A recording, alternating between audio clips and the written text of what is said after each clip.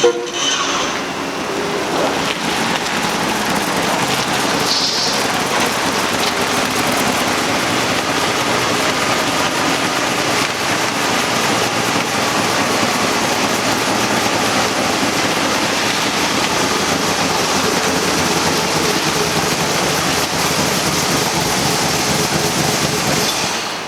at TK Motors, we are going to look at all the dandy details and splendid vagaries of this marvelous 1936 Rolls Royce Phantom III. And to better highlight all the details of this marvelous motor car, I'm going to attempt my best mid-Atlantic accent, and I'm going to fail horribly. In 1936, the apotheosis of British motoring would have been the Rolls Royce Phantom III. Keep in mind, one of the company's founders, Henry Rolls, died 3 years prior.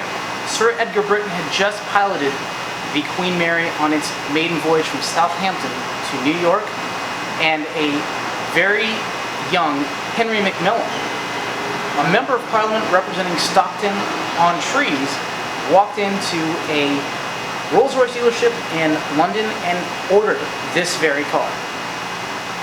What's unique about Mr. Macmillan was the fact that he would actually later go on to be the Prime Minister, right around the same time that Eisenhower was in the White House. This car is the opulence of motoring, understated. The best in luxury, and the technology involved in this car was years ahead of its time compared to any contemporary vehicles. Now, while this car was advanced for the time, it still had some technology representative of the time. One of those being the original knee-knocker 4-speed transmission. Now, this thing obviously, Rolls-Royce didn't care too much for driver comfort. It was all about the passenger comfort in the back. But one of the things that's very fascinating about the engineering that went into this car is the fact that this had a 4-speed transmission in the era where cars had 2 or 3 speeds. Now, this is a non-synchro mesh first gear. So in 1936, when the future Prime Minister walked into the dealership, he purchased a chassis and got the parkboard bodywork done. The chassis had a 447 cubic inch V12 engine, but now it's got something a little bit different. You have to remember, this car is still used as a limousine, and it's cost prohibitive for a working girl to have this V12. This is a late 70s Chrysler 440 engine, so it's an intersection of two loves of mine, history and Mopar power. Now, a lot of people would be excited to think that this might be the same 440 HP that you would see in a Roadrunner or a Cuda or a Challenger. This is actually the late 70s version. And you gotta think, at the time, when this engine was installed in here, this was a brand new engine. So it has 452 heads, it doesn't have the higher horsepower, it doesn't have the forged crank, but still, it has more horsepower than what the V12 originally had, and it will still move around with authority. And what's pretty funny, the engineering that went into this car to install this 440 is pretty neat. What someone did is they took the clutch, the bell housing, and the front half of a Chrysler A833 4-speed gearbox, took the input shaft, put a U-joint yoke, they connected to the U-joint yoke on the transmission, so it still has the Chrysler clutch, which makes it a lot easier to drive than what original clutch the Rolls-Royce had.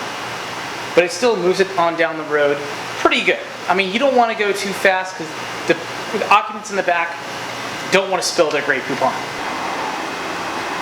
Would you like to parlay in the parlor of my Rolls Royce? In 1936, when Harold Macmillan ordered his brand new Rolls Royce Phantom III, he had an option of doing many different body styles. Because again, you would buy the chassis separately from the body and have the body commissioned. So you could get any sort of body style for these things. This one happens to be a Rolls Royce. And here's what's fantastic. If you are a very young dashing, when I say young, I say middle-aged, dashing member of Parliament, you might have plenty of consorts that you associate with. And you have plenty of room here in the back seat to get cozy on your way to any sort of societal outing that you did back then. However, you pick up some friends along the way. The great beauty about the limousine, you've got really cool jump seats right there. So now you can fit plenty of your friends back here, while you have Jeeves or Harold or Chambers driving you along elegantly and stately in the finest automobile England can produce. So we're here today at GG's Fabrication and Restoration, and this Rolls Royce is coming in for, I'm not going to say modernization, just the old girl needs a little polishing. So the staff here, that's what we're going to do, is we're going to clean this thing up. And there's a few things that we would like to address and correct. Now this car doesn't have correct 12-inch lamps. They're actually getting hard to find. This one actually has the later, smaller 10-inch lamps. So right now, we're trying to source the bigger lamps, but obviously you see, after almost 70, 80 years, it's got two different size lenses. So we're going to, two different lenses, we're going to change that. Something else that's really unique about these cars, this is what's known as a Parthenon grille. Because again, it's modeled after the Parthenon in Greece. But one thing that's interesting is this car has, the grille vanes are thermostatically controlled. Basically that's to, they will fold to shut off airflow to the radiator in colder climates to help the engine warm up faster.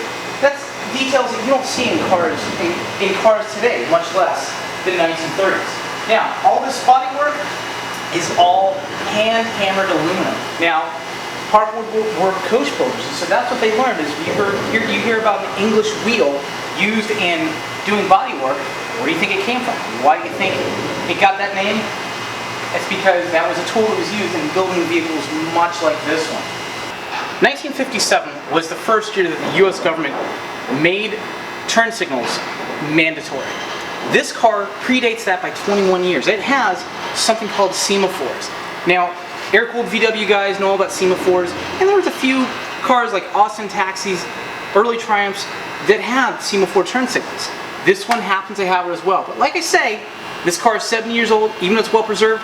These are still Lucas Electronics. We're working on getting these fixed, operational, running. We're trying to source another one right now. But the beauty is a lot of things like fittings, like door handles, taillight lenses, semaphores, were off of existing British cars and weren't specific just to this body style. If you have a breakdown, a dead battery in your Wraith or your Phantom, it's easy to call roadside assistance, name of the dealership, or AAA. Back in 1936, your average pleb did not have a telephone. What's a guy to do? Well, you're not going to do anything because you have a driver. But what you would do is you would summon your driver. If your Rolls Royce had a flat battery, he would get out his handy dandy hand crank. Flip a little door right there. It went right through this spotlight. Open up this other door. Pop in the hand crank. Boom. And use all of your arm muscles to fire up that mighty 447 V12. Engage the reverse of the lever and back this mighty ocean liner autocat.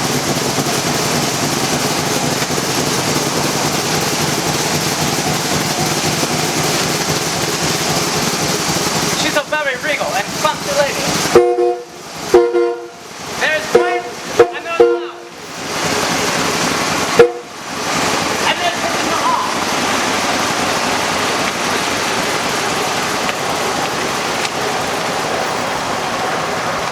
Okay friends, that's all for today on this marvelous 1936 Rolls Royce. It is going to be here at G&G Restorations and Customs for a while because we are going to be polishing this old lady and bringing her back up to her 1936 Splendor.